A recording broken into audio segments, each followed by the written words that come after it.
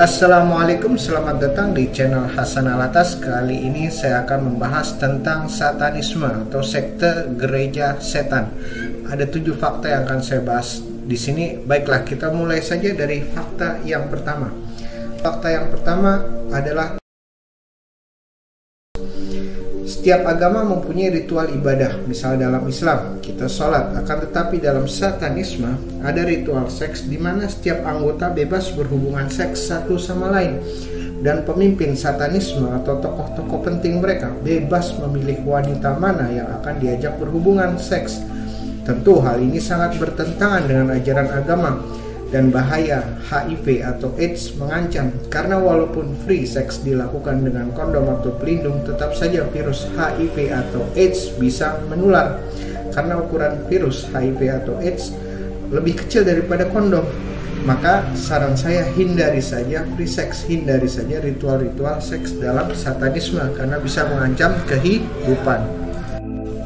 Ritual yang kedua adalah berkaitan dengan aborsi bayi. Ritual jamuan makan ekstrim dengan menu santapan janin bayi hasil aborsi.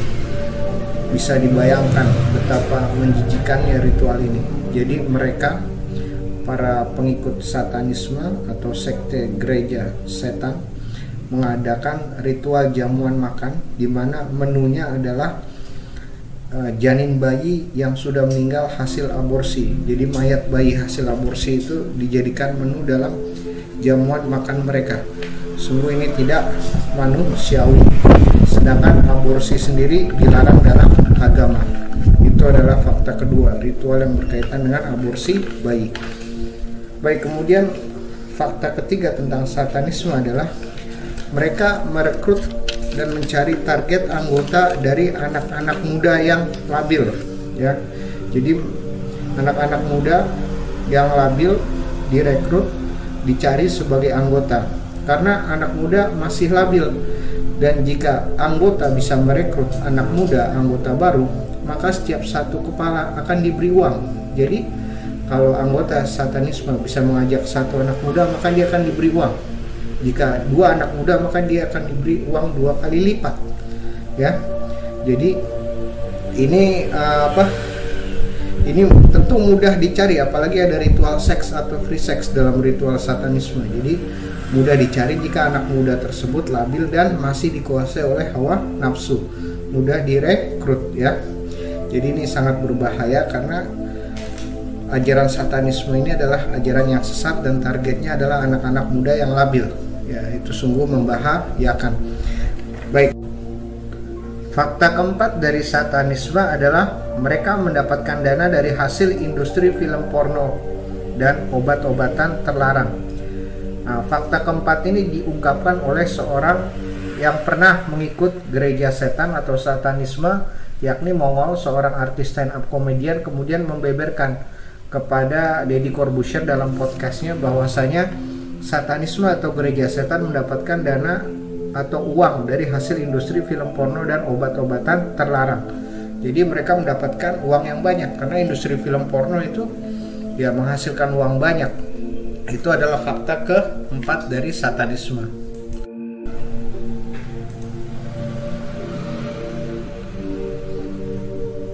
Fakta kelima dari ajaran satanisme atau gereja setan adalah mereka punya simbol-simbol tertentu. Ya, itu misalnya adalah simbol dewa Baphomet. Ya, ini manusia bersayap dan berkepala kambing. Dewa Baphomet digambarkan sebagai sosok yang menyerupai malaikat namun berkepala kambing.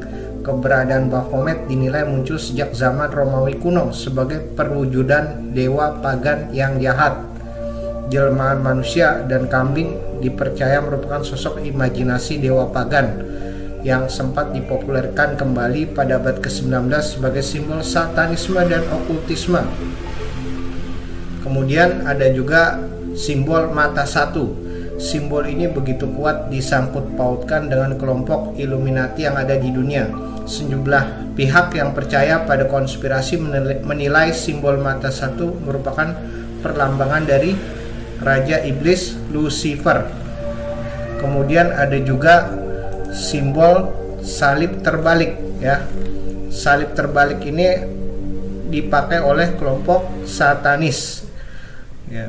Salib terbalik yang dipakai oleh kelompok gereja atau Satanic Church tidak sama dengan salib yang ada pada kursi paus. Dengan kata lain, salib yang dipakai serupa tapi tak sama. Kemudian juga ada simbol heksagram, yakni bintang, bentuk bintang 6 sudut biasanya muncul dalam proses sihir. Banyak mengatakan para nujum Faroh atau Fir'aun menggunakan lambang ini. Biasanya simbol heksagram juga disertakan tanduk kambing atau perwujudan setan. Ini adalah fakta ke-6 satanisme dalam industri musik. Baik, saya akan berikan contoh satanisme dalam industri musik adalah dari kelompok band Metallica, band Mayhem. Ya, Mayhem adalah kelompok musik black metal dari Norwegia yang dibentuk pada 1983. Nah, mereka band yang sangat kontroversial karena keterlibatan mereka dalam berbagai pembunuhan, bunuh diri, pembakaran gedung gereja, dan tindakan kekerasan lainnya. Mayhem telah mengubah gaya musik mereka beberapa kali dari black metal, death metal, sampai industrial dan elektronika. Pada bulan April 1991, Death ini adalah nama salah satu personil dari band Mayhem. Death mati bunuh diri dalam usia 22 tahun dengan tembakan di kepala dan luka-luka di pergelangan tangan dikarenakan oleh pisau berburu yang baru ia beli hari itu. Ia bunuh diri di rumah yang ia sewa bersama anggota-anggota Mayhem yang lain di Krakstad dan meninggalkan pesan "Excuse all the blood, cheers". Walaupun anggota-anggota Mayhem lain menyebut isinya lebih panjang, termasuk "The knife was too dull to finish the job, so I had to use the shotgun". Euronymous adalah yang pertama menemukan jenazahnya dan ia mengambil beberapa foto yang selanjutnya dipergunakan sebagai sampul album bootleg Dawn of the Black Hearts. Aneh ya. Jadi temannya mati bunuh diri, di foto malah dijadikan sampul album. Jadi banyak keanehan dari band-band yang punya aliran satanisme. Di antaranya adalah orang-orang personil band tersebut menjadi terikat pada narkoba, drugs, minum-minuman keras, bahkan ada yang bunuh diri. Karena musik aliran satanisme itu menjadi racun dalam jiwa manusia. Karena kita terdiri dari jiwa, ruh, dan juga fisik badan. Badan kita, fisik kita kasih makan. Jiwa atau roh kita juga perlu kita kasih makan. Tetapi ketika kita memberi makanan musik satanisme, itu bukan makanan untuk jiwa atau roh, itu adalah racun bagi jiwa atau roh musik satanisme itu. Dan racun itu akan menggerogoti jiwa atau roh terus menerus sampai jiwa atau roh itu kering, sakit, lapar, dan akhirnya depresi dan bunuh diri. Banyak artis-artis top dunia, banyak sekali artis-artis pemusik dunia yang kaya raya, fisiknya juga bebas memakan apa saja, dia tidak kelaparan, tapi ruh atau jiwanya kering karena mungkin salah satunya racun yang diberikan dari musik-musik satanisme sehingga mereka menjadi depresi dan bunuh diri. Lantas apa solusinya? Jiwa atau roh kita membutuhkan makanan yang baik. Apa makanan yang baik untuk jiwa dan roh kita? Bacaan Al-Quranul Karim. Itulah musik yang baik untuk jiwa atau ruh kita. Bacaan Al-Quranul Karim itu akan memberi makan yang baik untuk jiwa atau ruh kita sehingga kita terhindar dari depresi dan bunuh diri. Maka semakin banyaklah tadarus Al-Quran dan mendengarkan Al-Quranul Karim, karena itu adalah makanan yang baik untuk jiwa dan ruh kita. Fakta ketujuh dari satanisme adalah kitab satanik atau The Satanic Bible. The Satanic Bible adalah sebuah buku yang ditulis oleh Anton LaVey. Anton LaVey ini adalah salah satu pendiri satanisme dan diterbitkan oleh Avon Books pada tahun 1969.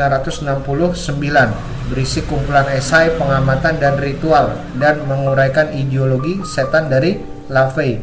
Berisi prinsip-prinsip inti dari satanisme. Nah, buku ini menguraikan 9 pernyataan setan yang meliputi Setan mewakili pemanjaan bukan pantangan. Setan mewakili pembalasan daripada penyerahan. Setan mewakili semua yang disebut dosa, karena itu mengarah ke fisik, mental, atau kepuasan emosional termasuk hubungan seksual.